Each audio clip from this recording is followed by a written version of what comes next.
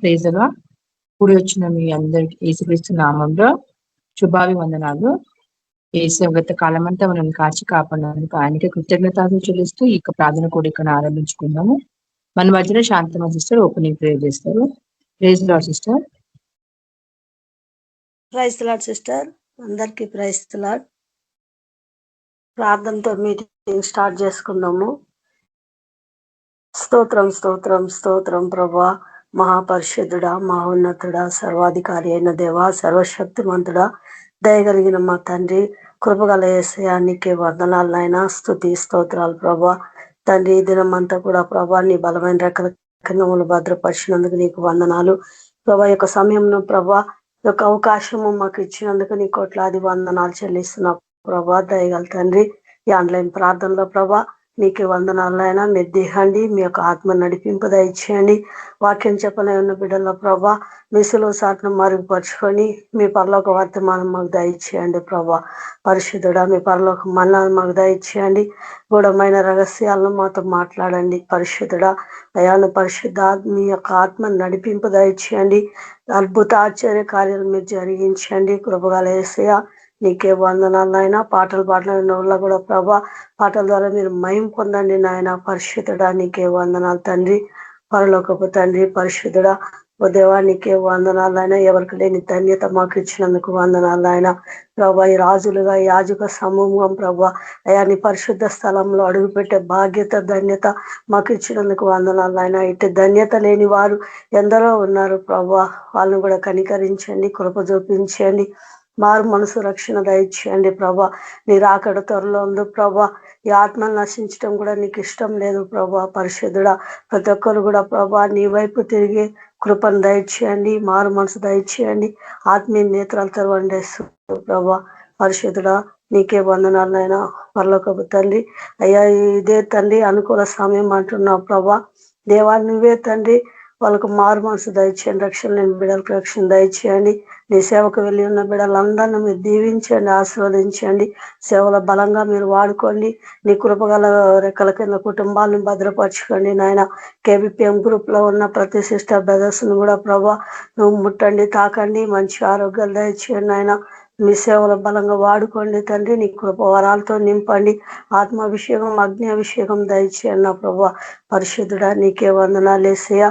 అనారోగ్యంతో ఉన్న బిడ్డలను కూడా జ్ఞాపకం చేసుకోండి, మంచి ఆరోగ్యాలు దయచేయండి నాయన. సైతాన్ మంత్రాల చేత పీడించబడుతున్న వారికి కూడా విడుదల రక్షణ దయచేయండి. ప్రతి ఒక్క అనారోగ్యంను కొట్టివేయండి, కుటుంబాల్లో సమాధానం దయచేయండి, సైతాన్ శక్తులన్నీ కూల్చివేయండి ప్రభా. పరిశుద్ధుడా నీకే వందనాలైనా. ఈ ఆన్లైన్ ప్రార్థనలో ప్రతి ఒక్క సైతాన్ ఆటంకాలన్నీ తొలగించండి, నెట్వర్క్ ప్రాబ్లం అంతా కొట్టివేయండి ప్రభా. నీకే వందనాలైనా. వాక్యం ద్వారా ప్రభా మీరు ప్రతి ఒక్కరితో కూడా మాట్లాడండి, బలపరచండి, నీలో స్థిరపరిచి నాయన. నీ సేవకులుగా ప్రతి ఒక్కరిని కూడా మమ్మల్ని సేవలో వాడుకోమని, మీరు ఆఖరికి మా ప్రతి ఒక్కరిని కూడా సిద్ధపరిచి ఫలింపు చేయమని నీ కృపగల హస్తానికి అప్పచెప్పుకుంటూ యేసయ్య పరిశుద్ధ నామమున ప్రార్థించి వేడుకుంటున్నాను తండ్రి, amen. Thank you sister. Praise the lord. Praise lord sister. Thank you. పాట పాడుకుంటూ దీన్ని ఆరంభించుకున్నాము. గురిలేని పయనం దరి చేరకుంటే పొందేదెలా జీవ కిరీటం, పొందేదెలా జీవ కిరీటం. గురులేని పయనం దరి చేరకుంటే పొందేదెలా జీవ కిరీటం, పొందేదెలా జీవ కిరీటం. ఆరంభము కంటే ముగింపు శ్రేష్టమైనది, నిలకడలేక ఎంత కాలం, నిలకడలేక ఎంత కాలం. అంజూరపు చెట్టు అకాల ఫలములు పక్వానికి రాక రాల్చుచున్నది. అంజూరపు చెట్టు అకాల ఫలములు పక్వానికి రాక రాల్చుచున్నది. సిద్ధెలో నూనె లేక ఆరుచున్నది, పరిశుద్ధత లేక ఆత్మదీపము. గురులేని పయనం దరి చేరకుంటే పొందేదెలా జీవ కిరీటం, పొందేదెలా జీవ కిరీటం. ఆరంభము కంటే ముగింపు శ్రేష్టమైనది, నిలకడలేక ఎంత కాలం, నిలకడలేక ఎంత కాలం. ఎర్ర సముద్రమును దాటావు కాని కానాను చేరలేకపోయావు. ఎర్ర సముద్రమును దాటావు గాని కానాను చేరలేకపోయావు. ఆత్మానుసారమైన ఆరంభమే గాని శరీరుడవై దిగజారిపోయావు. ఆత్మానుసారమైన ఆరంభమే గాని శరీరుడవై దిగజారిపోయావు. గురిలేని పయనం దరి చేరకుంటే పొందేదెలా జీవ కిరీటం, పొందేదెలా జీవ కిరీటం.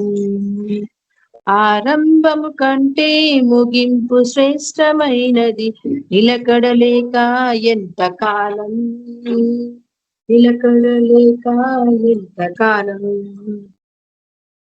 ప్రవక్తలతో పాలు పొందావు గాని మోసగించి కుష్ఠిరోగివయ్యావు. ప్రవక్తలతో పాలు పొందావు గాని మోసగించి కుష్ఠిరోగివయ్యావు. దైవ చిత్తంలో నడిచావు గాని అప్పగించావు ప్రభుని మరణముకు. దైవ చిత్తంలో నడిచావు గాని అప్పగించావు ప్రభుని మరణముకు. గురిలేని పయనం దరి చేరకుంటే పొందేదెలా జీవ కిరీటం, పొందేదెలా జీవ కిరీటం. ఆరంభము కంటే ముగింపు శ్రేష్టమైనది, నిలకడలేక ఎంత కాలం, నిలకడలేక ఎంత కాలం. ప్రైజ్ లార్డ్ అందరికీ. మన మధ్యలో సుజాత సిస్టర్ గారు వాక్యాన్ని షేర్ చేసుకుంటారు. Praise lord sister. Praise the Lord sisters and brothers అందరికీ. దేవుడు నాకు ఇచ్చిన ఈ యొక్క అవకాశం కొరకే దేవుడికి నిండా వందనాలు చెల్లించుకుంటున్నాను. మీకు అందరికి కూడా నా వందనాలు. ఈరోజు వాక్య ధ్యానము మార్కు సువార్త 3వ అధ్యాయం. మార్కు సువార్త 3వ అధ్యాయము 7వ వచనం నుంచి 13వ వచనం వరకు. 7వ వచనం నుంచి 13వ వచనం వరకు మన మూల వాక్యము, దయ్యములు కూడా అని ఎదుట సాగిలపడి నీవు దేవుని కుమారుడవని చెప్పుచూ కేకలు వేసి. ఇది మన మూలవాక్యం. ప్రార్థన చేసుకుందాం. పరిశుద్ధుడవు, మహాగణుడవు, సర్వోన్నతుడవు, కృపగల ప్రభ, నీ యొక్క వాక్యం ద్వారా నాతో మాట్లాడిన తండ్రి, నన్ను హెచ్చరించిన ప్రభ, నా తండ్రి ప్రభ మరి విన్నవారిని కూడా ప్రభ మరి మీరు నా తండ్రి మాట్లాడండి, వారితో సూటిగా మీరు నా తండ్రి ప్రభ వారిని మీరు ఆయతపరచండి. మీకు కృపగల కాలంలో మా జీవితాల్లో చేస్తున్న దేవుడు, నిన్ను గూర్చిన జ్ఞానంను పొందుకుంటూ ప్రభ మాకు నీ యొక్క పరిశుద్ధాత్మ శక్తిని అనుగ్రహించినావు తండ్రి. ప్రభ వివేచనతో ప్రభన తండ్రి మేము మీ యొక్క జ్ఞానంను వాడుకున్నటకు, ప్రభ నీ యొక్క జ్ఞానం వెదజల్లుటకు ప్రభ మాకు నేర్పించమని, నీకు కృపలో ప్రతి ఒక్క బిడ్డను ప్రభ జ్ఞాపకం చేసుకుని రానియని బిడ్డలందరినీ బట్టి నీకు వందనాలు చెల్లిస్తూ ప్రతి హృదయాన్ని ప్రభ తాకండి నైనా నా తండ్రి ప్రభ మరి వాక్య మర్మములు తెలుసుకుంటూ ప్రభ వాక్య ధ్యానంలో ముందుకు సాగుటకు సహాయం చేయమని పరిశుద్ధాత్మ దేవ నీ యొక్క కృపగల హస్తములు ప్రభను తన యొక్క సమయం అప్పచెప్పుకుంటూ యేసయ్య శక్తి కలిగిన నామంలో అడిగి ప్రార్థించి వేడుకుంటున్నాను తండ్రి. ఆమేన్. ప్రైజ్ ది లార్డ్ అందరికీ. ఈరోజు ఉదయం నుంచి నేను వాక్యం ధ్యానం చేసుకుంటున్నప్పుడు, ప్రార్థిస్తున్నప్పుడు నాకు దేవుడు ఈ వాక్యం చూపిస్తున్నాడు. ప్రతిసారి నేను ప్రార్థిస్తున్నప్పుడు దేవుడు నాకు ఆ దినమునకు సంబంధించిన వాక్యం చూపిస్తున్నాడు. సో ఈ రోజు నేను ధ్యానిస్తున్నాగా మార్కు సువార్త 3వ అధ్యాయం. అపోస్తులత్వము ఎందుకు అనుగ్రహించాడు యేసుప్రభు? అపోస్తులత్వమును ఎందుకు అనుగ్రహించాడు? డిసైపుల్షిప్ అనేది తను ఎంచుకున్న వారికి ఎందుకు అనుగ్రహించాడు? మనం అంటాం కదా, ఆయన ఏర్పరచుకున్నాడు. ఎందుకు ఏర్పరచుకున్నాడు? ఏ సందర్భంలో వారిని ఏర్పరచుకున్నాడు? మార్క్ ఇక్కడ మనకు చాలా స్పష్టంగా మాట్లాడుతున్నాడు. ఈయన బర్నబా యొక్క బంధువు. ఈయన ఇంకొక పేరు యోహాను. మార్కుకు మరొక పేరు యోహాను. ఇక్కడ ఈ మార్పు మనకు ఈ సువార్తలు చెప్తున్న మాటలు ఏంటో చూద్దాం ఒకసారి. 7వ వచనం నుంచి, యేసు తన శిష్యులతో కూడా సముద్రం నొద్దకు వెళ్ళగా గలిలయ నుండి వచ్చిన గొప్ప జన సమూహము ఆయనను వెంబడించెను. మరియు ఆయన ఇన్ని గొప్ప కార్యములు చేయుచున్నాడని విని, ఇన్ని గొప్ప కార్యములు చేయుచున్నాడని విని, ఎన్ని అంటే దానికి లెక్కకు లేదనమాట. ఎందుకంటే ప్రభు గొప్ప కార్యాలు చేస్తున్నాడని ఎంత దూరంగా వినిపించింది అంటే, యూదయ సమరయ ప్రాంతాల నుంచి, అక్కడి నుంచి కూడా జనాలు బయలుదేరి వస్తున్నారంట. యెరూషలేం నుంచి కూడా వస్తున్నారు జనాలు. అక్కడ చూడండి ఎవరెవరు, యూదయ నుండి, యెరూషలేము నుండి, ఇదు మయము నుండి, యోర్దాను అవతలి నుండి, తూరు సీదోను అనే పట్టణ ప్రాంతంలో నుండి ఆయన యుద్ధకు గుంపులు గుంపులుగా వచ్చింది. ఒక్క ప్రాంతం అని కాదు, నార్త్ ఈస్ట్ ఆఫ్ ఇజ్రాయెల్ కదా, ఆయన ఆగ్నేయంగా ఉన్న పట్టణాలు కూడా యెరూషలేంకు అన్ని వైపుల నుంచి జనాలు గుంపులు గుంపులుగా వస్తుంటే ప్రభుకి వాళ్ళని చూసి ఆశ్చర్యం వేస్తుంది. ఎందుకు వీరు దేని కోసం ఇంత దూరం పరిగెత్తుకుంటూ వస్తున్నారు? యేసు ప్రభువుని చూడటానిక? కేవలం ఒక వ్యక్తిని చూడటానికైతే ఇంతమంది ఎందుకు పరుగులు తీస్తారు అంటే, వారు విన్న వాటిని కన్న వాటిని ప్రచురం చేస్తూ ఉంటే జనాలకు జనములకు ఆసక్తి, ఆశ్చర్యం కలుగుతోంది. కళ్ళారా చూడాలి, ఆయనను కళ్ళారా చూడాలి, ఒక ఆసక్తితో పరుగులు పెడుతున్నారంట. అయితే చూడండి,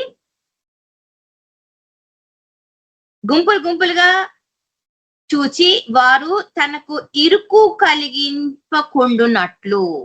ఇరుకు అంటే జనాలు ఎంతగా నంబర్ లో వస్తున్నారు అంటే ఆల్మోస్ట్ ఆయన మీద పడిపోయేంతగా గుంపులంట. తనకి ఎక్కడ ఇరుకుగా ఉంటదో, ఇరుకుగా ఉంటే ఆయన అక్కడ ఏం చేయలేడు, వాళ్ళతో ఏమి మాట్లాడలేడు, తన అందరికీ కనబడాలి. అప్పుడు ఏం చేయాలి అంటే శిష్యులకు చెప్తున్నాడు అక్కడ ఉన్న వారికి, ఒక చిన్న పడవను నా కోసం సిద్ధపరచండి, దాంట్లో కూర్చుని ఆయన మాట్లాడుతున్నాడు. అయినప్పటికీ జనాలు వదులుతలేడు, గుంపులు గుంపులుగా ఆయన వెంట పడుతున్నారంట. యేసు తనకు సిద్ధపరచబడ ఉండవలెనని తన శిష్యులతో చెప్పాను. ఆయన అనేకులను స్వస్థపరిచెను కనుక రోగపీడితులైన వారందరూ ఆయనను ముట్టుకొనవలెనని. రోగపీడితులందరూ కూడా, రోగగ్రస్తులందరూ కూడా ఒక ఆశ ఏంటంటే ఈయనను ముడితే చాలు, ప్రభువుని చూడటమే కాదు, ఈయనను ముడితే చాలు.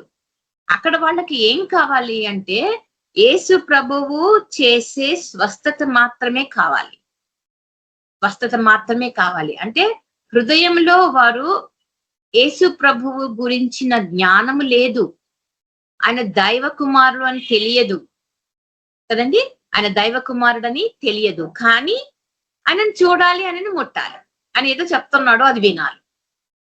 ఏదన్నా చెప్పని, మమ్మల్ని ముట్టితే, మమ్మల్ని స్వస్థపరిస్తే చాలు అంటే చాలా చిన్న విశ్వాసం. మమ్మల్ని ముడితే చాలు. ఎక్కువగా రోగపీడితులు వస్తున్నారంట, దేశ విదేశాల నుంచి వచ్చినట్టుగా వస్తున్నారు అక్కడికి. అంత గుంపు జనసమూహం వస్తుంది, మీద ఎక్కడ పడతారో, తనకి ఎక్కడ ఇరుకుగా ఉంటుందోనని తన ప్రయత్నములు, తన ఏర్పాట్లు తను శిష్యులతో చేయించుకున్నాడు.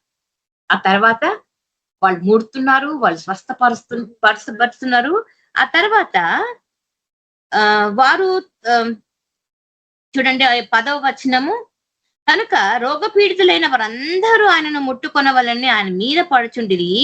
అపవిత్రాత్మలు పట్టిన వారు ఆయనను చూడగానే ఆయన ఎదుట సాగిలపడి నీవు దేవుని కుమారుడవు అనుచు కేకలు వేసిరి. అపవిత్రాత్మ పట్టిన వారైతే వారు ఈ వేరే రకంగా ఆయనని కొనియాడుతున్నారు. ఏంటది? నీవు దేవుని కుమారుడవు. కానీ దేవుడు అక్కడ ఒప్పుకుంటలేడు. చూడండి మాట, నీవు దేవుని కుమారుడు అని చెప్పుచు కేకలు వేసిరి. తన్ను ప్రసిద్ధి చేయవద్దని ఆయన వారికి ఖండితముగా ఆజ్ఞాపించెను. తనను ప్రసిద్ధి చేయవద్దు అని ఖండితంగా ఆ దయ్యాలకు ఆజ్ఞాపిస్తుంది. మంచిదే కదా, నువ్వు దేవుని కుమారుడు అని చెప్తే అందరు వింటారు, అందరు సంతోషిస్తారు, విశ్వసిస్తారు కదా. కానీ దేవుడికి అది ఇష్టం లేదు. దేవుడికి అది ఇష్టం లేదు. ఆయన విశ్వాసుల నోటి నుంచి నువ్వు గొప్పవాడవు, దైవ కుమారుడు అని చెప్తే వినాలని, అపవిత్రాత్మలు చెప్తే ఆయనకు నచ్చలేదు. ఈరోజు కూడా నువ్వు విశ్వాసివై పరిశుద్ధాత్మను పొందుకొని ప్రభువు గొప్పవాడు అని ప్రభువును మహిమపరుస్తుంటే ఆయన మెచ్చుకుంటాడు. ఆయనకు అది ఇష్టం. అపవిత్రాత్మలు కూడా ఆయనని దైవ కుమారుడివి అని ప్రకటిస్తుంటే ఆయనకు అది నచ్చలేదు. నువ్వు ఖండితంగా ఆజ్ఞాపిస్తుండే, డోంట్ ప్రైజ్ మీ అన్నెసెసరీలీ, నన్ను అనవసరంగా ప్రసిద్ధి చేయొద్దు, అనవసరంగా ప్రసిద్ధి చేయదు. ఇదే మాట మనకు మొదటి అధ్యాయంలో కూడా కనిపిస్తుంది. 24వ వచనంలో, మార్కు సువార్త 1వ అధ్యాయము 24వ వచనం నుంచి ఒకసారి చూద్దామా. 24 నుంచి, ఆ సమయమున వారి సమాజ మందిరములో అపవిత్రాత్మను పట్టిన మనుషుడొకడుండెను. వాడు, నజరేయుడవగు యేసు, మాతో నీకేమి? మమ్ము నశింపచేయుటకు వచ్చితివా? ఎవరవో నాకు తెలియను. నీవు దేవుని పరిశుద్ధుడవు అని కేకలు వేసెను. అందుకు యేసు, ఊరకుండము, వానిని విడిచిపోమ్మని దానిని గద్దింపగా అపవిత్రాత్మ అతనిని విలువెల్లాడించి పెద్ద కేక వేసి వారిని విడిచిపోయాడు. ఎందుకు దేవుడు సాతానికి, అపవిత్రాత్మ పట్టిన వ్యక్తికి అవకాశం ఇవ్వడని అంటున్నాడు? ఎందుకు నన్ను ప్రసిద్ధి చేయవద్దు, ఎందుకు నన్ను గురించిన జ్ఞానము, నన్ను గురించిన విశ్వాసము ప్రకటించవద్దు అని సాతానుకి ఆజ్ఞాపిస్తున్నాడు. అక్కడ అపవిత్రాత్మ పట్టిన వ్యక్తులు, వాళ్ళలో ఉన్న సాతాను, నువ్వు దేవుని కుమారుడు, దానికి తెలుసు, దేవునికి సంబంధించిన జ్ఞానము దానికి తెలుసు. ఆయన పవిత్రుడు, పరిశుద్ధుడు, పరలోకం నుండి దిగి వచ్చిన వాడు, దైవ కుమారుడు, దేవుని కుడి పార్శ్వంలో కూర్చున్నవాడు, ఆయన దేవుని యొక్క నోటి మాట అని తెలుసు. కానీ దేవుడు వాటికి ఏమంటున్నాడు? మీరు నోరు మూసుకోండి కదండి. మరి ఎవరు నోరు తెరచాలా? ఎవరు ఆయనను ప్రసిద్ధి చేయాలా? ఎవరు ఆయనను ప్రకటించాలా? అంటే పరిశుద్ధులు, ప్రభుని గురించిన జ్ఞానము కలవారు, ప్రభుని గురించిన జ్ఞానము కలవారు ఆయనను ప్రసిద్ధి చేయాలి, ఆయనను పరిశుద్ధపరచాలి, ఆయనను మాత్రమే మహిమపరచాలి. అపవిత్రాత్మలు చెప్తే ఆయన ఒప్పుకోడు. అపవిత్రాత్మలు చెప్తే ఆయన ఒప్పుకోను అంటున్నాడు. మీరు నోరు మూసుకోండి, నోరు ముయ్యండి, మీరు మాట్లాడొద్దు అని ఖండితంగా ఆజ్ఞాపించాడు. కానీ మనకి ఇచ్చిన ఆజ్ఞ ఏంటి? మార్కు సువార్తలు మనకు 16 అందరూ తెలుసు కదా. మీరు వెళ్ళండి, సర్వలోకమునకు, సర్వ సృష్టికి సువార్తను ప్రకటించండి. ఏం సువార్త అనేది మనకు లాస్ట్ లో తెలుస్తుంది. ఇప్పుడైతే కేవలము స్వస్థతలు జరుగుతున్నాయి. అక్కడ అపవిత్రాత్మ చేస్తున్న మాయ ఏంటంట, ఆయన పరిశుద్ధుడు, దేవుని కుమారుడు కాబట్టి స్వస్థతలు మాత్రమే చేస్తున్నాడు. అక్కడే మనకు కింద ఇంకొక మాట ఉంటుంది. 34వ వచనంలో చూడండి. 34వ వచనంలో, ఆయన నానావిధ రోగముల చేత పీడింపబడిన అనేకులను స్వస్థపరిచి అనేకమైన దయ్యములను వెళ్ళగొట్టెను. అవి తన్ను ఎరిగి ఉండినందున ఆయన ఆ దయ్యములను మాట్లాడనీయలేదు. యేసు ప్రభు ఎవరో, ఆయన ఎందుకు ఈ లోకంలోకి వచ్చిండో, ఆయన ఎందుకు స్వస్థత పరుస్తున్నాడో, ఎందుకు మనుషులకు రోగముల నుంచి విడుదల ప్రకటిస్తున్నాడో, ఎందుకు పాపములు క్షమించబడి ఉన్నవి అని గద్దిస్తున్నాడో, ఇవన్నీ కూడా ప్రజలకు తెలియదు, కానీ దయ్యములకు తెలుసు. అపవిత్ర ఆత్మలు పట్టిన వారికి ఆ దయ్యము చెప్తున్నటువంటి జ్ఞాన బోధ. అందుకే దేవుడు వాటిని మాట్లాడనివ్వద్దంట. వాటికి మాట్లాడుటకు సెలవు ఇవ్వను, ఆజ్ఞ ఇవ్వను. ఎందుకంట తన్ను ప్రసిద్ధి చేయవలసినది ఎవరంట? పరిశుద్ధులు, ప్రభువును గూర్చిన జ్ఞానము కలిగిన వారు, ప్రభువును గూర్చిన జ్ఞానం కలిగిన వారు. ఇక్కడైతే ఆయన కేవలము స్వస్థపరుస్తున్నాడు, బోధిస్తున్నాడు. అంటే ఆయన ఒక బోధకుడిగా స్వస్థపరచు రాఫా, యెహోవా రాఫా అని మాత్రమే ప్రసిద్ధి చేస్తున్నారు. కానీ అసలు సంకల్పం ఏంటి? ఆయన రక్షణ కార్యము జరిగించుటకు వచ్చింది కదండి. రక్షణ కార్యం జరిగించుటకు వచ్చింది. పక్షవాయువు గలవాంతో చెప్తున్నాడు, ఇవి లేచి నీ పరుపెత్తుకొనినాడు అన్నాడు. అంటే అని ఏమంటున్నాడు? మార్కు సువార్తలోనే మనము ఈ 3వ అధ్యాయంలో చూస్తాము. ఈ 3వ అధ్యాయంలోనే చూస్తాం. పక్షవాయువు గలవాడు స్వస్థపరచబడిన తర్వాత దేవుడు ఏమంటాడు, నువ్వు వెళ్ళి యాజకునికి చూపించుకొని దేవుడికి చెందవలసిన కానుక దేవుడికి చెల్లించు. నువ్వు కుష్టు రోగం నుంచి స్వస్థపరచబడినావు. కుష్టు రోగిని ముట్టినప్పుడు, పక్షవాతం కలిగిన వాడిని లేచినప్పుడు నువ్వు లేచి నీ పరుపెత్తుకొని నడువు అన్నాడు. జస్ట్ ఒక మాట సెలవిస్తే కార్యం జరిగింది. కానీ కుష్టు రోగిని నువ్వు శుద్ధుడవు కమ్ము, నీకు ఇష్టమైతే నన్ను శుద్ధుని చెయ్యి అంటే నువ్వు శుద్ధుడవు కమ్ము, వెళ్ళి యాజకునితో నీ కానుక సమర్పించి దేవుడికి కృతజ్ఞత కలిగి. వాడు ఏం చేసిండు? దేవుడు చెప్పింది చేయలేదు, వెళ్ళి ప్రచురము చేసి ప్రభువు నన్ను ముట్టిండు, స్వస్థపరిచిండు. అంటే ఇక్కడ యేసు ప్రభువుని కేవలము స్వస్థపరచు దేవుడుగానే చూస్తున్నారు జనాలు. అందుకే గుంపులు గుంపులుగా దూర దూర తీర ప్రాంతముల నుంచి పరుగున వస్తున్నారు. ఆయన మీద పడిపోతున్నారు, ఆయనకి ఇరుకు ఇబ్బంది కలుగజేస్తున్నారు. అందుకే దేవుడు ఏమంటున్నాడు, దయ్యములకు నేను సెలవివ్వను, ఆయన పరిశుద్ధుడు పవిత్రుడు అని అవి కేకులు వేస్తుంటే ఊరకొండుము వాడిని విడిచిపోమ్ము అని గద్దిస్తున్నాడు. నన్ను ప్రసిద్ధి చేయవద్దు. అక్కడ ఏమని ప్రసిద్ధి జరుగుతోంది అంటే ఆయన కేవలము స్వస్థపరచువాడు, దయ్యములను వెళ్ళగొట్టువాడు మాత్రమే. ఈయన గొప్ప భక్తుడు, గొప్ప సేవకుడు అనే ఒక చిన్న లిమిటేషన్స్ లోకి దేవుణ్ణి తీసుకొస్తున్నారు. కానీ నిజానికి ఆయన పరలోకం నుండి దిగి వచ్చింది, ఆ మహిమను విడిచి వచ్చింది పాపులైన మనుషులని వెదకి వారిని రక్షించుటకు. అందుకని ఇక్కడ కేవలం స్వస్థపరిచే దేవుడైనా మన దేవుడు కేవలము రోగంల నుంచి మనకు విడుదల ఇస్తాడా, కేవలము దయ్యంలను మాత్రమే వెళ్ళగొడతాడా అంటే దేవుడు ఇంకా ఎన్నో కార్యములు చేస్తాడు. కానీ అక్కడ మార్కు సువార్తలో మనకు మార్కు భక్తుడు ఆ సువార్తలు చేస్తున్న శుభవార్త ఏంటి? దయ్యములను ఖండిస్తున్నాడు యేసు ప్రభు అని చూపిస్తున్నాడు. ఆయన దయ్యములను ఎందుకు ఖండిస్తున్నాడు అంటే అది దేవుని యొక్క శక్తిని లిమిట్ చేస్తోంది. దేవుని యొక్క శక్తిని ప్రచురం కానియకుండా ఈయన కేవలం స్వస్థపరచువాడు అనే ఒక బ్రాండ్ ఇమేజ్ ని క్రియేట్ చేయటానికి. నిజానికి దేవుడు కేవలం స్వస్థపరచడానికి వచ్చిందా ఈ భూమి మీదకి కదండి? సైతాను కుయుక్తులు ఈ విధంగా దేవుడి కార్యములను ఆటంకపరుచుని, అందుకే వాటిని గద్దిస్తున్నాడు. దేవుడు గొప్ప కార్యములు నువ్వు అడిగి ఊహించని కార్యములు మన జీవితంలో చేయవాడు. అప్పటికి ఇంకా సిలువ కార్యము జరగలేదు, ఆయన శ్రమ పడలేదు, సిలువ వేయబడలేదు, ఆ యొక్క పస్కా బలి యాగమును జరిగించలేదు, రక్షణ కార్యము ఇంకా మనుషుల యుద్ధకు రాలేదు. కానీ అప్పటికే ఆయన బోధకుడు, స్వస్థపరచువాడు. ఈ 2 మాటలతో ప్రచారం జరిగిపోతుంది. దానికోసం కదండి దేశ మారుమూల ప్రాంతంలో నుంచి తూరు సీదోన వరకు వెళ్ళిపోయింది ఆ వార్త.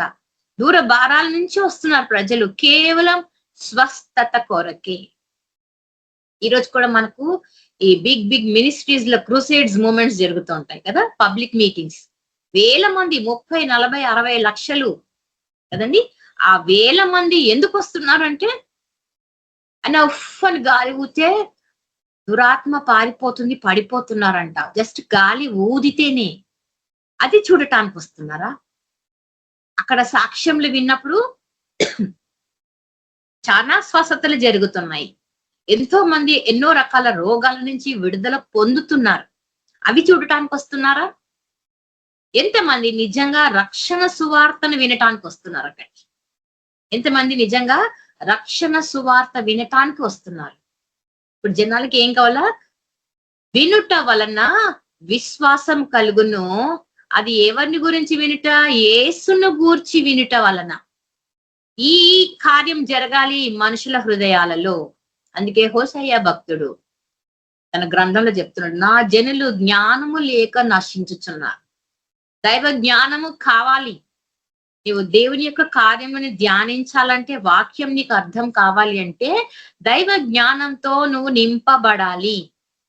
అందుకే హోషేయ భక్తుడు ఇశ్రాయేలీలను చూస్తూ తన గ్రంథంలో 4వ అధ్యాయం నుంచి 8వ అధ్యాయం వరకు మీరు గమనించండి, చదవండి, ధ్యానం చేయండి.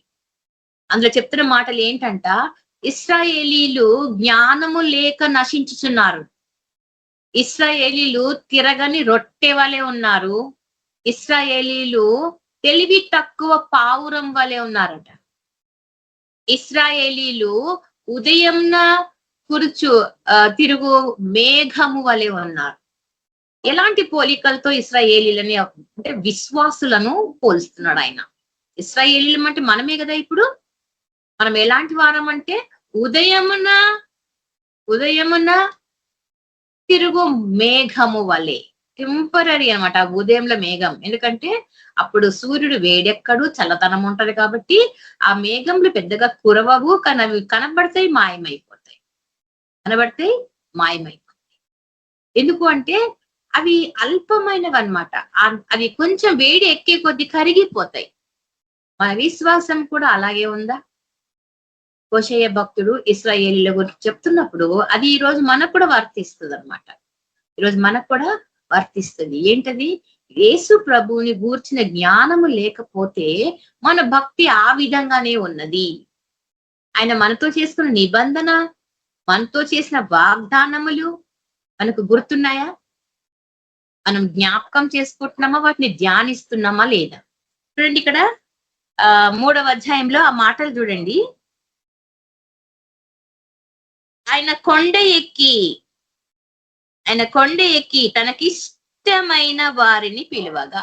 ఇప్పుడు ఇక్కడ చూస్తున్నాం మనము ఎందుకు అపోస్తులను ఆయన ఎంచుకున్నాడు, ఎందుకు వారిని పిలిచాడు. చూడండి ఆ పిలుపు. ఆయన కొండ ఎక్కి తనకిష్టమైన వారిని పిలువగా వారు ఆయన యొద్దకు వచ్చిరి. వారు తనతో కూడా ఉండునట్లును దయ్యములను వెళ్ళగొట్టు అధికారము కలవారై సువార్త ప్రకటించుటకును వారిని పంపవలనని ఆయన 12 మందిని నియమించెను. 12 మందిని 12 people are elected for his ministry. 12 మందిని ఆయన ఎంచుకున్నాడంట. కారణం ఏంటంటే దూరం నుంచి జనాలు వస్తున్నారు. దేనికోసం అంటే స్వస్థతల కోసం. నేను కాక నా శిష్యులు స్వస్థపరిస్తే చాలదా వాళ్ళకి? నేనే చేయాలనా? ఎందుకంటే ఆయన వచ్చిన పర్పస్ ఏంటి, ఆయన ఉద్దేశం ఏంటి, ఆయన దేని నిమిత్తమై ఈ భూమి మీదకి అడుగు పెట్టిండు అనేది వాళ్ళు ఇంకా గ్రహించలేకుండా ఉన్నారు. ఎందుకంటే అప్పటికి ఇంకా శిలువ కార్యం జరగలేదు కాబట్టి. కానీ ధర్మశాస్త్రంకు సంబంధించిన జ్ఞానం వారికి లేదు. కేవలము స్వస్థతల కొరకే, కేవలము దురాత్మల నుంచి విడుదల కొరకే దూరంలో నుంచి అంతంత ప్రయాసంకు ఓర్చి ఆ ప్రయాణంలు చేసి ప్రభు యొక్క సన్నిధికి రావాలి, ఆయన ముట్టాలా, ఆయన మీద పడిపోతున్నారు. ఎందుకంటే అంత తొందర అన్నమాట వారికి. ఇంత త్వరగా ముట్టే స్వస్థపరిస్తే త్వరగా ఇంటికి వెళ్ళిపోవాలి.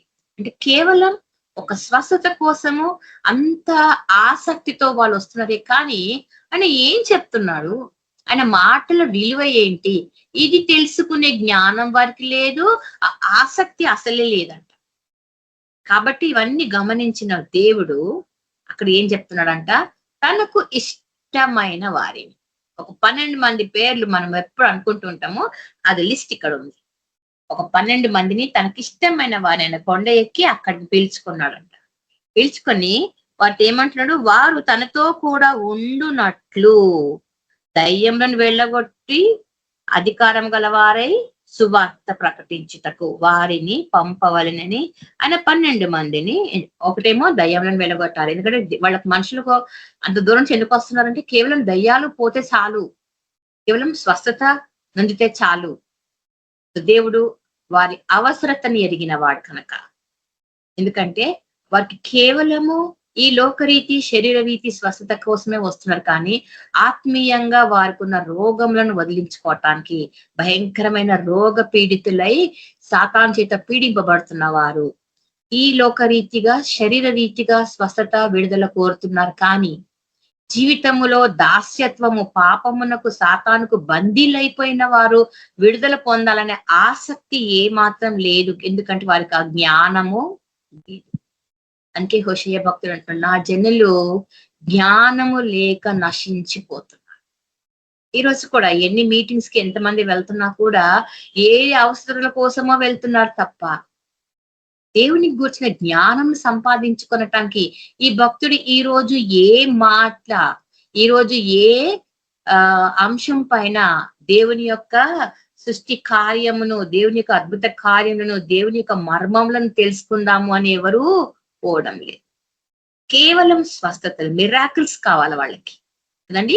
షార్ట్ టర్మ్ మిరాకిల్స్ కోసం పరిగెడుతున్నారు అంతే తప్ప సాల్వేషన్, రక్షణ గూర్చిన జ్ఞానము వారికి అవసరం లేదు. అందుకే చర్చెస్ లో కూడా ఈ సంబంధించిన జ్ఞానమే, దేవుడు స్వస్థపరుస్తాడు, దేవుడు మిమ్మల్ని బాగుపరుస్తాడు, దేవుడు మిమ్మల్ని అభివృద్ధి పరుస్తాడు, దేవుడు మిమ్మల్ని దీవిస్తాడు, ఇవన్నీ కూడా భూ సంబంధమైనవే. మనుషులకు అవే కావాలి, మనుషులకు అవే కావాలి. వీటి కోసం వెంపర్లాడుతున్నారు. భూ సంబంధమైన ఇవి చూసుకుంటున్నాం, కానీ ఒకనాడు మనము ఈ శరీరమును, ఈ భూమిని వదిలి వెళ్ళిన తర్వాత మన ఆత్మకు ఏం జరగబోతోంది, దీనికి సంబంధించిన జ్ఞానము ఎవరికీ ఇష్టం లేదు. తీర్పు ఉందంటే అప్పుడు చూసుకుందాం కదండి. తీర్పు ఉంది అంటే అప్పుడు చూసుకుందాం. ఎందుకు అంటే చచ్చిపోయిన తర్వాత ఆత్మకు ఏం జరిగితే మనకేంటి? భూమి మీద ఉండంగానే మనం సుఖపడాలి, భూమి మీద ఉండగానే కష్టాలు పోవాలి, భూమి మీద ఉండగానే ఆదరణ కావాలి, నొప్పి బాధ లేకుండా నిశ్చలంగా బ్రతకాలి. మనుషుడు టెంపరీ బెనిఫిట్స్ కదండి, తాత్కాలికమైన ఆశీర్వాదాలు కోరుతున్నాడు ఈ రోజుకి కూడా. కారణం ఏంటంటే చనిపోయిన తర్వాత నీ ఆత్మకు ఏం జరగబోతున్నదో అన్న దానిపైన ఆసక్తి లేదు. అది దేవుని గూర్చిన జ్ఞానము కలవారికే ఆ ఆసక్తి అనుగ్రహించబడింది. దేవుణ్ణి గూర్చిన జ్ఞానము కలవారు వారు నశించరు. ఆయన గూర్చిన జ్ఞానము పొందలేకపోతే ఇప్పుడు ఇక్కడ దేవుడు ఏం చేస్తున్నాడు? ఆ జనులకు కావాల్సింది స్వస్థత కాబట్టి అపోస్తులను పిలిచిండు, వాళ్ళకి ఇచ్చినటువంటి గ్రేట్ కమిషన్ అని ఒక గొప్ప కార్యము, జాబ్ వాళ్ళకి అనుగ్రహించండి. ఏంటంట? స్వస్థపరచుటకును దయ్యంలను వెళ్ళగొట్టడం వాళ్ళకి అధికారం అనుగ్రహించి, అదే విధంగా సువార్తను కూడా ప్రకటించమంట. అంటే మనుషులకు ఏం కావాలి? స్వస్థత కావాలి, దయ్యంల నుంచి విడుదల కావాలి, శరీర సమస్యలు, ఈ లోకరీతి సమస్యల నుంచి వారికి ఉపశమనం జరగాలి, అలాగే సువార్త కూడా ప్రకటించబడాలి. ఎందుకంటే ప్రభువు యొక్క పని ఏంటి? ఆయన తనను తాను పస్కా బలి పశువుగా సిద్ధపరచుకుంటున్నాడు. ఈ సిద్ధపాటులో స్వస్థత కార్యాలు ఇవన్నీ కూడా టెంపరీ అని అవి ఆయనకు తెలుసు. ఇవన్నీ కూడా ఈ లోకరీతిగా వారికి అవసరం అని కూడా తెలుసు. అందుకే వాటి విషయమై ఆయన తన అపోస్తులను ఎన్నుకున్నాడు. సో ఈ అపోస్తులు ఎవరు చూడండి ఒకసారి. వారు ఎవరనగా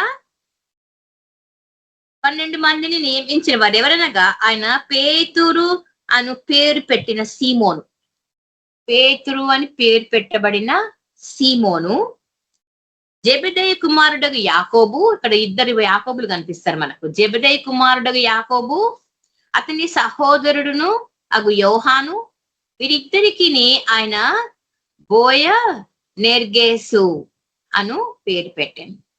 బ్రదర్స్ కి ఇద్దరికి ఒక పేరు పెట్టాడు. అది అలాగే బోయ నెర్గేసు అనగా ఉరిమేడు వారు అని అర్థం. ఉరిమేడు వారు అంటే వాళ్ళు గర్జించినట్టుగా మాట్లాడతారు, గర్జన లాగా ఉంటదన్నమాట స్వరం. అధికారికంగా ఎంతో ఆత్మీయ శక్తితో మాట్లాడుతున్నారు వారు. అలాంటి వారిని ఎన్నుకున్నాడు. ఇంకొకరు ఎవరంట? ఆంద్రేయ, ఫిలిప్పు, బర్తలోమయ, మరి మత్తై, తోమా, అల్ఫై కుమారుడు యాకోబు, తద్దై, కనానీయుడైన సీమోను, ఆయనను అప్పగించిన ఇస్కరియోతు యూదా అనువారు.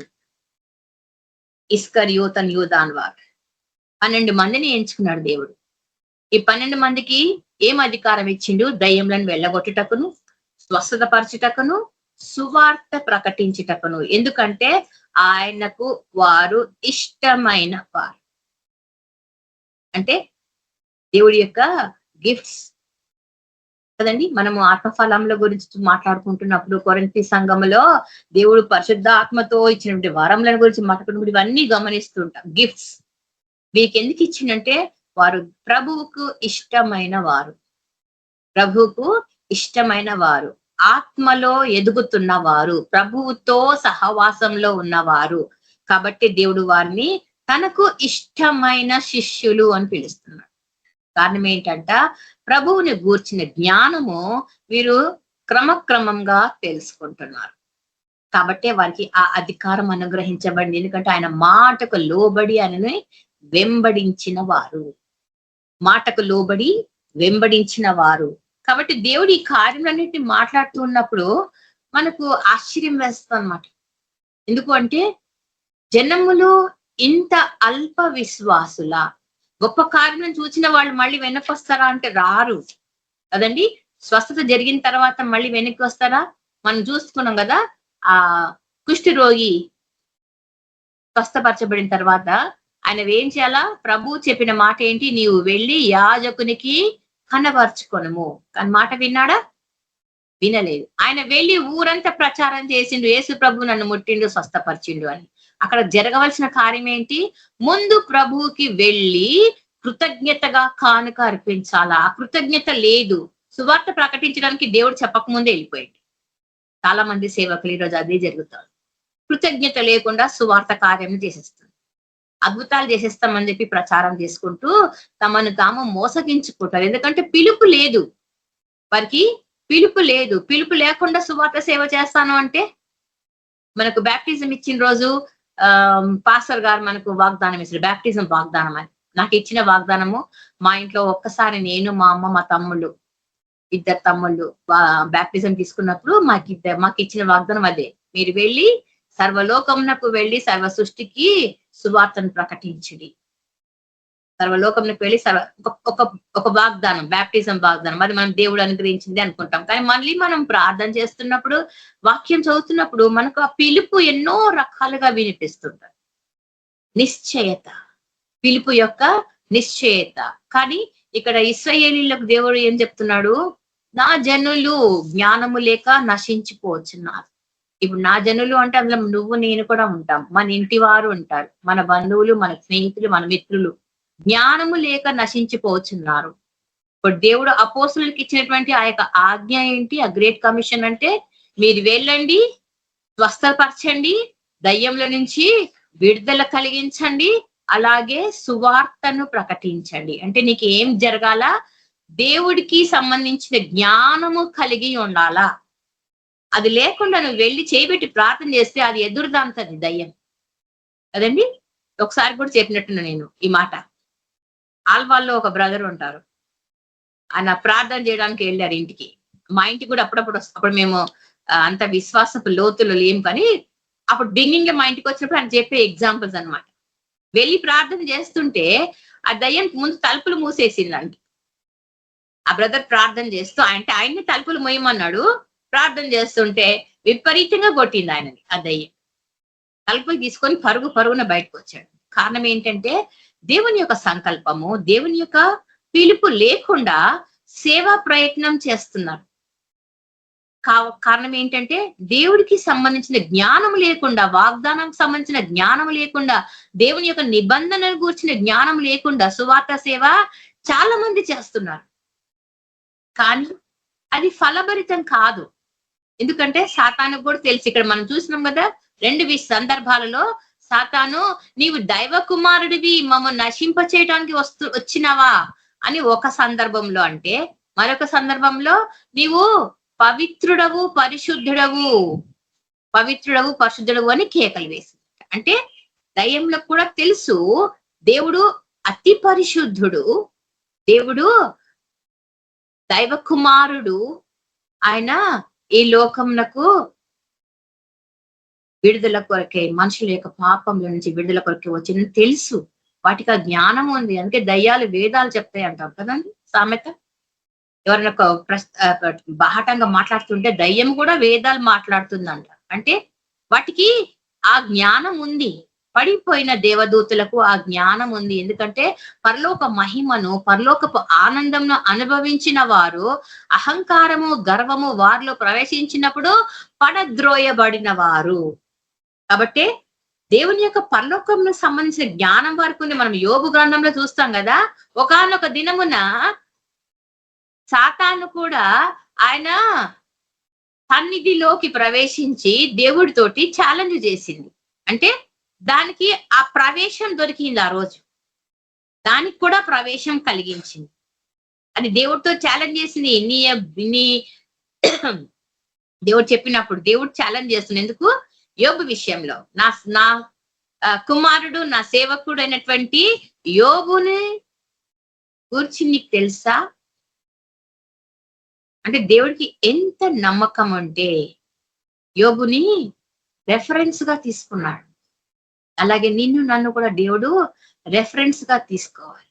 ఆ విశ్వాసంలోకి మనం లేకపోతే నీకు శోధనలు, నీకు ఆటంకములు ఎన్నో కలుగుతాయి.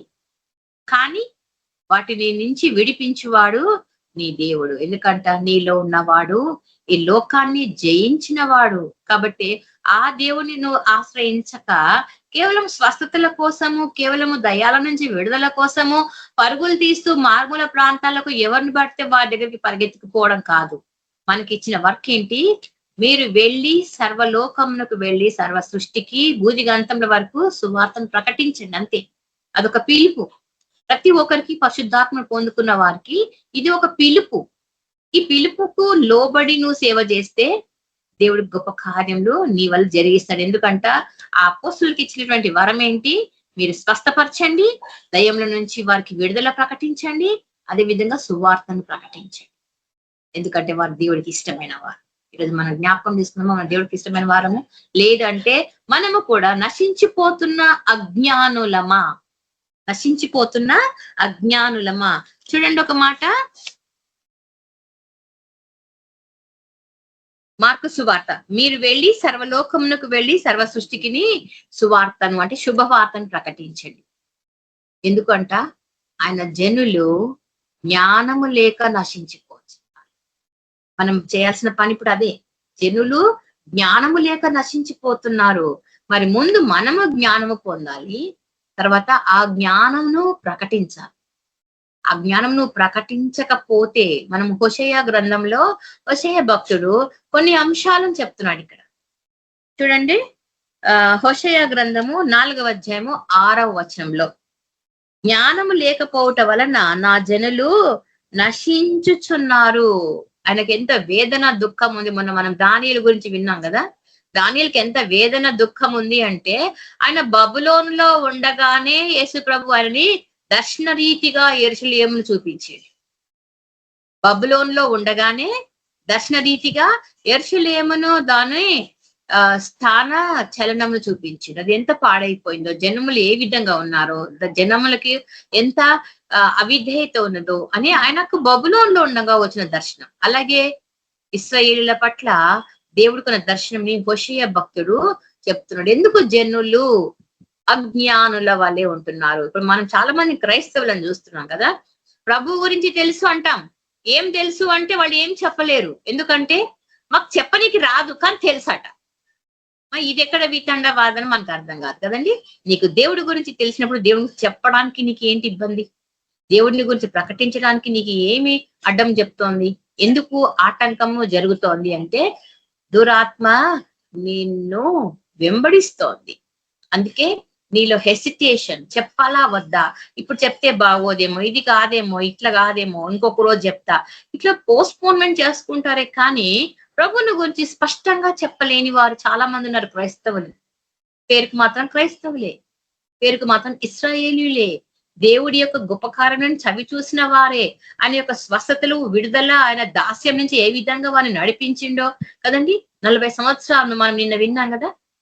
మోషే భక్తుడు వారిని విడిపిస్తున్నప్పుడు ఎంత కలవరము వారిలో, ఎంత ఆటంకపరిచిండ్రు మోషేని.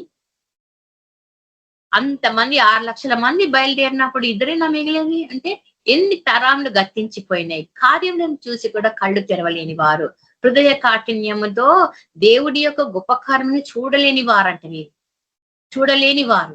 కారణం ఏంటంట, జ్ఞానము లేకపోవుట చేతనే వారు నశించిపోయి, ఆయన వాగ్దానంను మర్చిపోయినారు, ఆయన నిబంధనను ఉల్లంఘించినారు.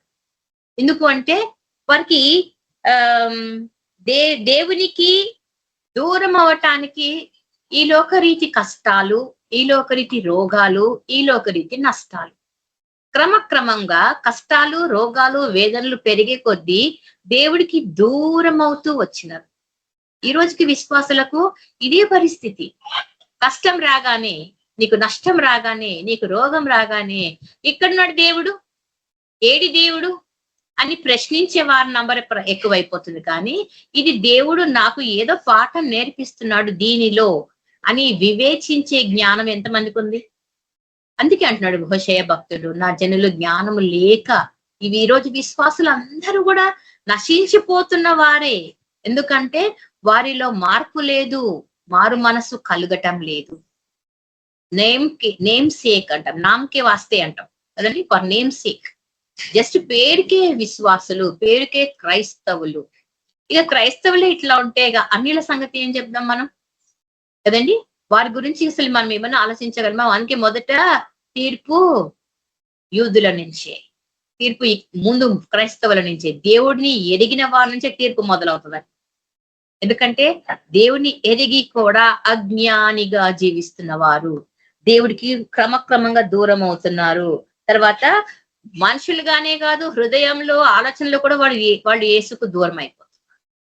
ప్రభువుకి చెప్పాలి, అన్నిట్లో ప్రథమ స్థానం ప్రభువు అని మర్చిపోతున్నారు. ఈ లోకరీతిగా ఉన్న కష్టాలు, నష్టాలు మనుషులను ఏ విధంగానైనా కృంగదీస్తాయి. కానీ మన ప్రథమ నిర్ణయము, first decision and hour first priority, మన ప్రథమ ప్రయారిటీని ఏమంటారంటే ప్రాధాన్యత. మన ఫస్ట్ ప్రాధాన్యత యేసే. నీ కష్టము నష్టం ఏది జరిగినా మొదట యేసుకు చెప్పుకోండి, ఆ తర్వాతే మనుషులకు. ఎందుకంటే వారి ప్రార్థనలు కూడా మనకు అవసరం, వారి విజ్ఞాపనలు చేస్తారు కాబట్టి. కానీ మొదట మనము చెప్పుకోవాలి.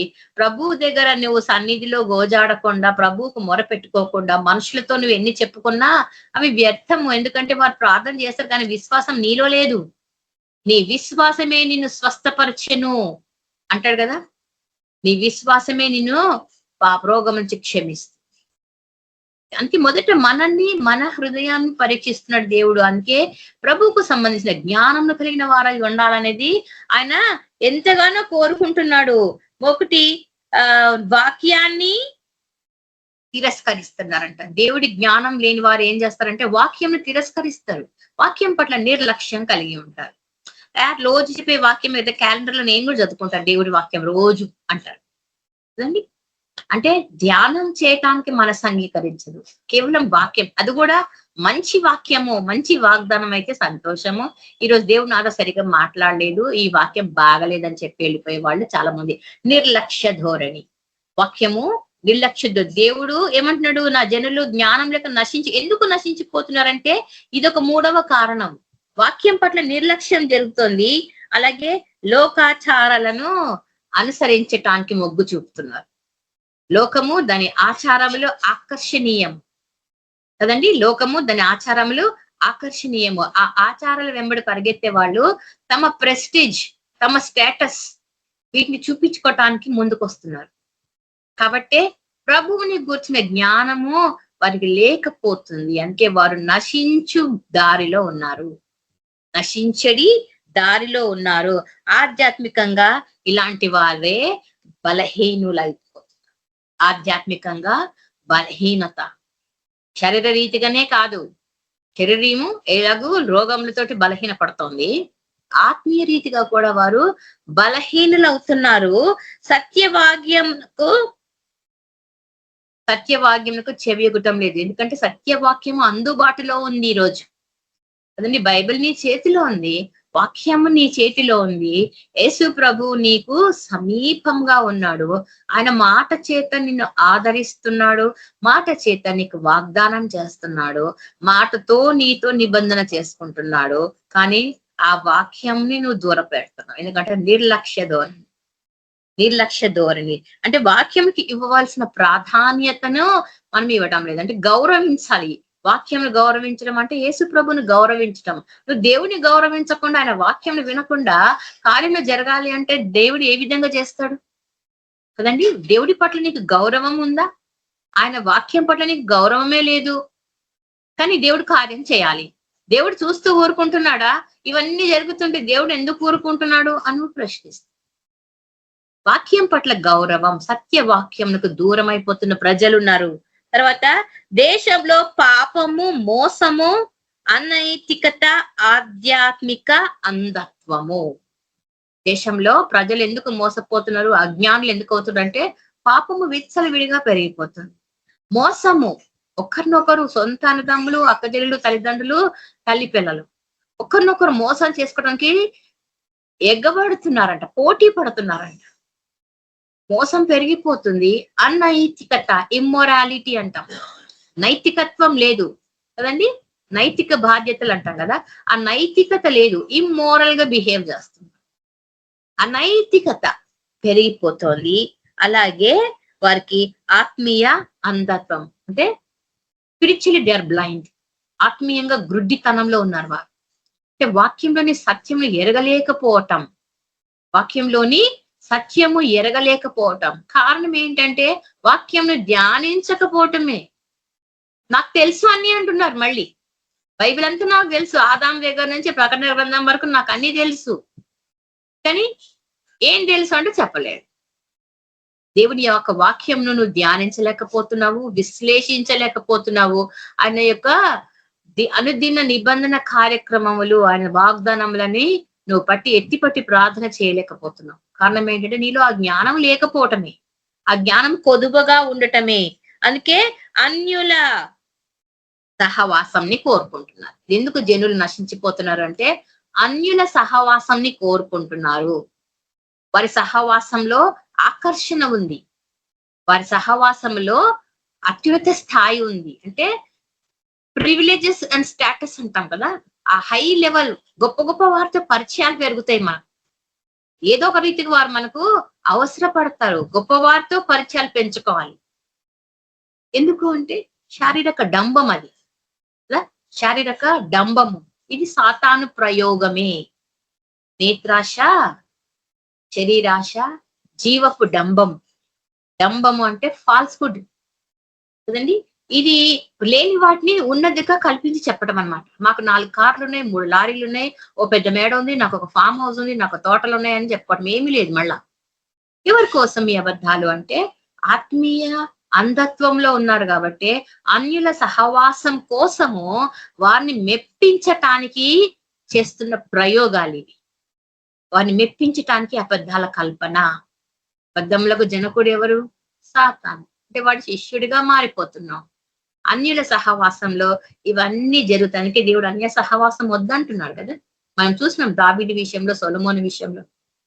అన్య సహవాసంలో సొలొమోను ఎంత భ్రష్టత్వంలోకి వెళ్ళిపోయిండో. ఎప్పుడో చనిపోయేటప్పుడు ఆయన తిరిగి దేవుణ్ణి తెలుసుకోగలిగింది. కానీ చాలా వరకు ఆయన జీవితము 1000 మంది భార్యలు, అన్యులతో, ఫరో కుమార్తెతో మొదలు పెడితే కదండి. ఫరో కుమార్తెను పెళ్లి చేసుకుంటే అది ఎందుకు అంటే పొలిటికల్ గెయిన్స్, పాలిటిక్స్ కి సంబంధించి రాజ్యాధికారంలో ఫరో పనికొస్తాడు ఆయన పిల్లని పెళ్లి చేసుకుంటే ఒక ఉద్దేశంతో. కానీ రాంగరంగ ఏమైపోయింది, 700 మంది రాజకుమార్తెలను, చుట్టుపక్కల ఉన్న రాజుల కుమార్తెలను చేసుకున్నాడు ఆయన. జ్ఞాని అయిన సొలొమోను ఎంత అజ్ఞానంలో పడిపోయింది, ఎంత అజ్ఞానంలో పడిపోయిందంటే అదే అన్య సహవాసం. అవి కాక మళ్ళీ 300 మంది ఉపపాత్రులు, అంటే దగ్గర దగ్గర 1000 మంది భార్యలు. వారు వారి దేవతల వైపు తిప్పేస్తే యెరూషలేము అనే గొప్ప మందిరంను కట్టించిన సొలొమోను ఆఖరికి ఆ అన్య దేవతల విగ్రహాలకు ఉన్నత స్థలములలో వాటికి విగ్రహాలకు మందిరంలు కట్టించిండట. ఎంత ఆత్మీయ భ్రష్టత్వంలోకి పడిపోయింది ఆయన. అప్పటికి 2 సార్లు దేవుడు హెచ్చరించింది సొలొమోనుని, నువ్వు చేస్తున్నది తప్పు, నువ్వు చేసిన. ఎందుకంటే దావీదుకి ఇచ్చిన వాగ్దానంను బట్టి ఆయన సంతానంలో ఒకరిని ఎప్పటికీ ఆ యూదా గోత్రంను ఏలుటకు నియమిస్తున్నానని చెప్పింది. కాబట్టి ఆ గోత్రం నుంచే యేసు ప్రభు వస్తున్నాడు. కాబట్టి సొలొమోను చేసిన ఎంత భయంకరమైన పనులను కూడా దేవుడు క్షమించగలిగింది. వాళ్ళు ఆయన ప్రసంగి గ్రంథం రాస్తున్నప్పుడు, సామెతలు రాస్తున్నప్పుడు విశేషమైన జ్ఞానం ప్రదర్శించిన సొలొమోను, విశేషమైన జ్ఞానం అంటే అన్య సహవాసం, ఇది ఎంత భయంకరంగా ఆత్మీయ భ్రష్టత్వంకు దారి తీస్తుందో మనకు బైబిల్లో ఉదాహరణలు ఉన్నాయి. బైబిల్ చదువుతూ ఉంటే, ఆ ధ్యానం చేస్తున్నప్పుడు ఒక్కొక్కరి జీవితం నుంచి దేవుడు మనకు నేర్పించే పాఠాలు, దేవుడు మనకు నేర్పించే ఈ పాఠాలు అవి మన కోసమే. ఇలాంటివన్నీ పరిశుద్ధ గ్రంథంలో ఎందుకు ఉన్నాయని కొంతమంది ప్రశ్నిస్తుంటారు. అవి ఎందుకున్నాయంటే అవి మనకు ఆత్మీయ పాఠములను నేర్పించటానికి. దేవుడు ఈ కార్యం నేర్పిస్తున్నప్పుడు లౌకిక వ్యవస్థలను విశ్వసించారంట. మీరు ఎవరు? నశించిపోవచ్చిన వారు, దేవుడి జ్ఞానము లేక నశించిపోవచ్చిన వారు లౌకిక జ్ఞానం అంటే ఈ లోకరీతి జ్ఞానం, వరల్డ్లీ నాలెడ్జ్ అంట. ఈ వరల్డ్లీ నాలెడ్జ్, లౌకిక జ్ఞానం కోసము వాళ్ళు పరితపిస్తున్నారు. అంటే డబ్బు, పదవి, హోదా కదండి, ఇవి చాలా అవసరం. బైబిల్ జ్ఞానంతో ఏం చేసుకుంటాం మనం? మనుషులు వేసే సాధారణ ప్రశ్న. బైబిల్ చదువుతున్నాం సరే, దేవుడు తెలుసు మనకు, దేవుడి జ్ఞానం సరే తెలుసు, కానీ ఏం చేసుకోవటానికి? అంటే నువ్వు ఏం చేసుకుందామని మనకి ఈ ప్రశ్నకు క్లారిటీ రావాలి. వాక్యం చదువుతున్నావు, ప్రార్థన చేస్తున్నావు, ఏం చేసుకోవటానికి అని ప్రశ్నిస్తున్న మనుషులకు మనం జవాబులు ఇవ్వాల్సిన అవసరం లేదు. ఎందుకంటే సాతాను వాళ్ళ రూపంలో మనల్ని ప్రశ్నిస్తోంది. దానికి జవాబులు ఇవ్వనవసరం లేదు, ఎందుకంటే దానికి తెలుసు దేవుడి వాక్యంను ధ్యానం చేస్తున్నప్పుడు, ప్రార్థనలో గడుపుతున్నప్పుడు ఏం జరుగుతుందో దానికి తెలుసు. కానీ అది మనల్ని ప్రశ్నిస్తుంట, ఏం చేసుకోవడానికి ఇవన్నీ అంటది. అది ఏం చేసుకుంటుందో మనకు తెలియదు, కానీ మనకు తెలుసు కదా, దేవుడి జ్ఞానము మనల్ని సర్వసత్యములోనికి నడిపిస్తుంది. ఆ సర్వసత్యంలోనికి అనుదినము నడుస్తూనే ఉండాలి. ఒకసారి నడిచేస్తే ఒక అడుగు బెట్ట అయిపోయింది, నడుస్తూనే ఉండాలట. అందుకే దేవునిపై ఆధారపడటము అనేది రెండవ ప్రాధాన్యత అయిపోయింది. ఈ లోకరీతి లౌకిక జ్ఞానం కోసం వెంపర్లాడుతున్న వారు నశించిపోతున్న వారే. వారు దేవుడికి సెకండ్ ఇంపార్టెన్స్ ఇస్తున్నారు. First is world, second is God. ఎప్పుడైతే ప్రథమ ప్రాధాన్యత దేవుడికి ఇస్తావో, దేవుడు నీ కార్యం చెప్పిస్తాడు. నీకు అపాయంలో సంభవిస్తున్నప్పుడు కూడా నీకు దేవుడు తెలియచేస్తాడు, నిన్ను తప్పిస్తాడు. అంతేకాని ముందు అపాయం జరిగిపోయి, అనర్థాలు జరిగిపోయి, నువ్వు పడిపోయిన తర్వాత అప్పుడు ప్రభువా అంటే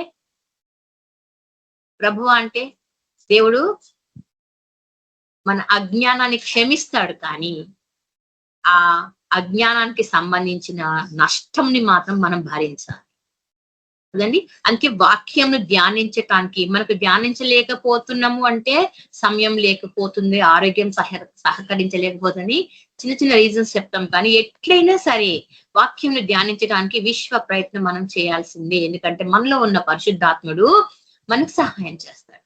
కాబట్టి పరిశుద్ధాత్ముడిని అడగడం మర్చిపోతున్నాం.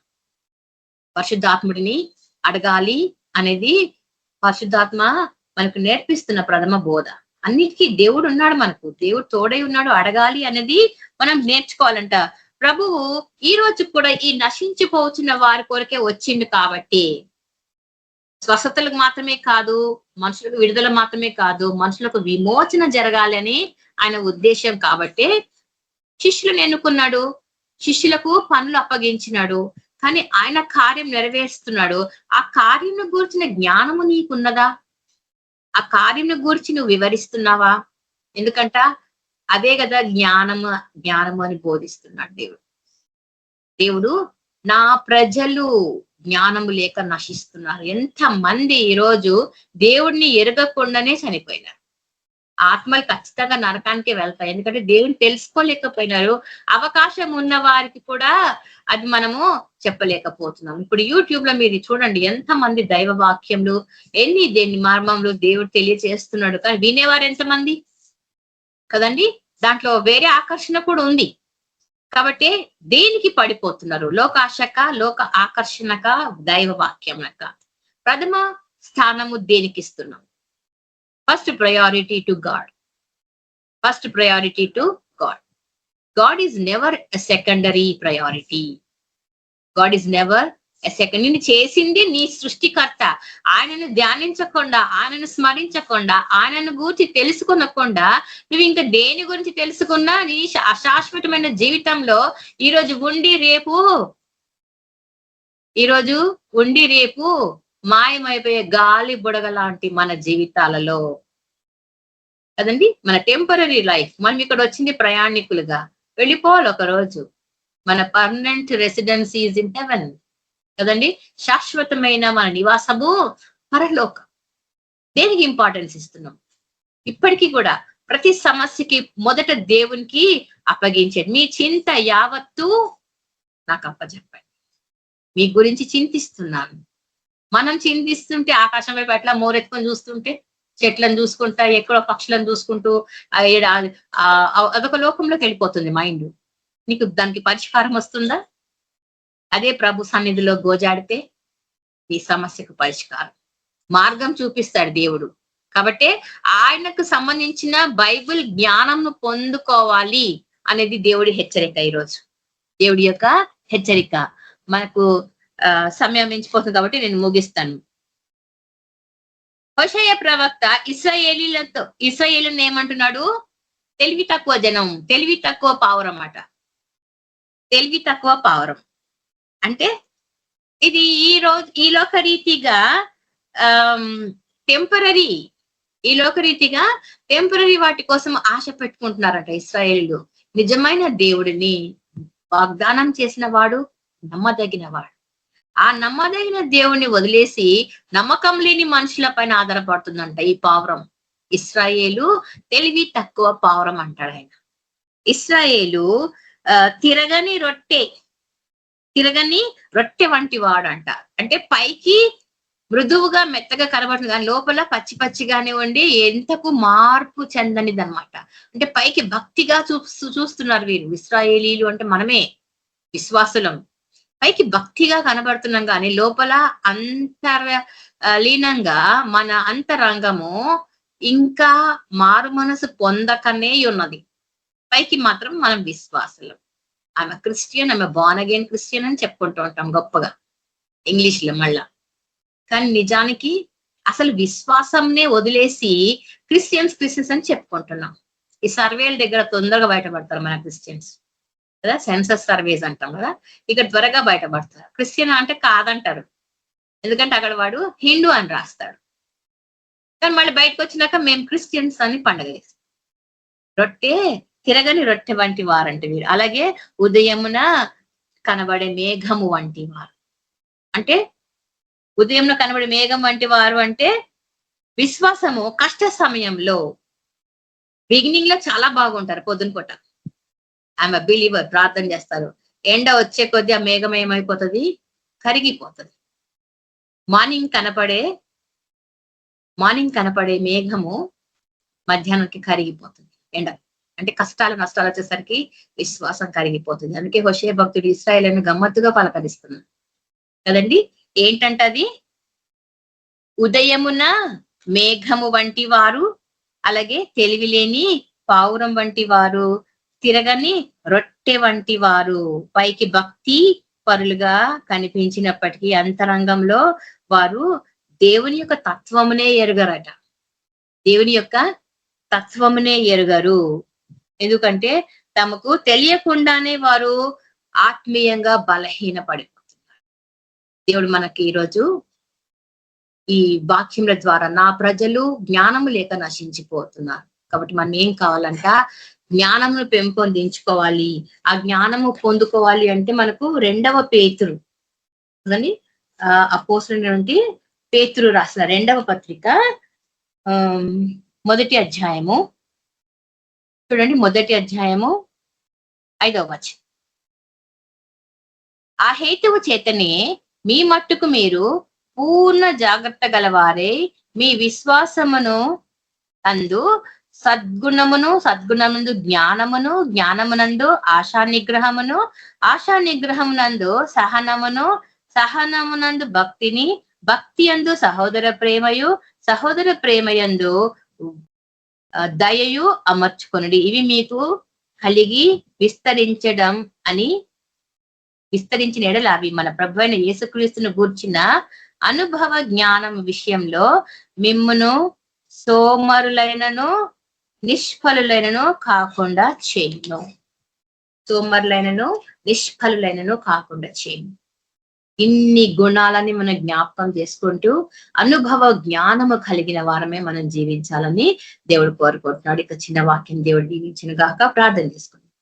పరిశుద్ధుడవు, మహాగణుడవు, సర్వశక్తి మంత్రుడైన యేసయ్య, నిన్ను ఆశ్రయించుటకు ప్రభా సంపూర్ణంగా నీకు విధేయత కలిగి నైనా పైకి భక్తి గల వారమే కానీ శక్తిని ఆశ్రయించిన వారము అని ప్రభా హోషేయ భక్తుడు చెప్తున్నాను. నేను అతని సంపూర్ణంగా నీ యందు భక్తితో, సంపూర్ణంగా నీకు సమర్పణతో మేము నీ యందు నిలబడుటకు, నీ యందు కార్యం జరిగించుటకు మాకు సహాయం చేయమని, మాకు అవిశ్వాసము కలగకుండాన్నట్లు మమ్మలను అభిషేకించమని, నీకు వాక్యం ద్వారా మాతో మాట్లాడినందుకు ప్రభా ఈ వాక్యం నీరు కట్టి ఫలింప చేయమని సర్వశక్తి మంత్రైన యేసుక్రీస్తు పరిశుద్ధ నామంలో అడిగి ప్రార్థించి వేడుకుంటున్నాను తండ్రి.